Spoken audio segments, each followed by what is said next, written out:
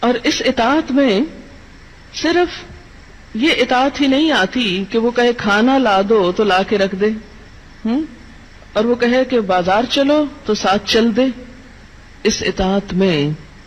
شوہر کی جسمانی ضرورت پوری کرنے کی اطاعت بھی شامل ہے، جسے بعض اوقات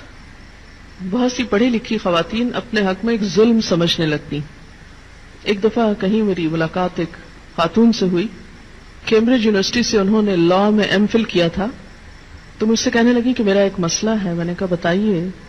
کہنے لگی کہ میرا شوہر مجھے ریپ کرتا ہے میری مرضی کے بغیر۔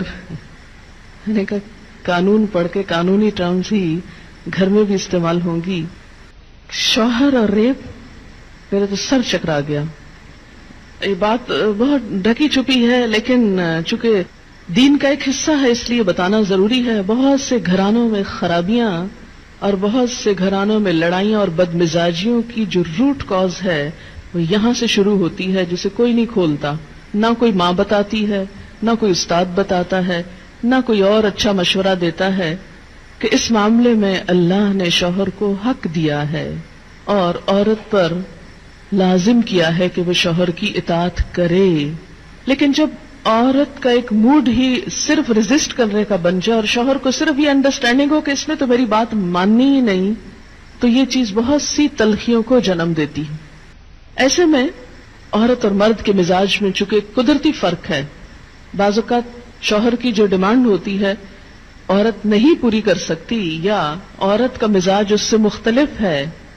یا عورت اس کو اپنے لیے ایک مصیبت اور بوجھ سمجھتی ہے، تو بھی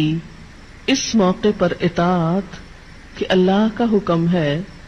اور اگر میرا دل نہیں بھی چاہ رہا تو میرے رب کی رضا اس میں ہے، مجھے اس سے جزا چاہیے،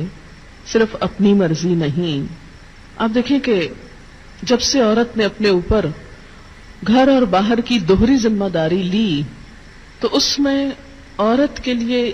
اس مقام پر اطاعت شوہر زیادہ مشکل ہو گئی، کیونکہ وہ دن بھر باہر کے کاموں سے اتنی تھکی ہوئی ہے کہ اب وہ اس قابل نہیں کہ شوہر کی بات مان سکے۔ وہ بے شمار گھر کے علاوہ باہر کی ٹینشنز میں گرفتار ہے، لہذا ایک طرف اپنا گھر خراب کر رہی ہے، چاہے ایک شوہر کو اگر روز نہ ہی سننی پڑے تو اس کی توجہ لازماً باہر جائے گی، وہ کہیں اور دیکھے گا، ذمہ دار کون ہوگا؟ اور دوسری طرف اللہ تعالیٰ کی ناراضگی بھی، اللہ کی رضا شوہر کی رضا میں ہے اور اللہ کی ناراضگی شوہر کی ناراضگی میں ہے۔ ہاں یہ الگ بات ہے کہ اگر شوہر ناروا زیادتی کرتا ہے اور بالکل بے رحم ہے، یا ایسا کوئی مطالبہ کرتا ہے کہ جو ناجائز میں آتا ہے، وہ تو نہیں پورا کرنا،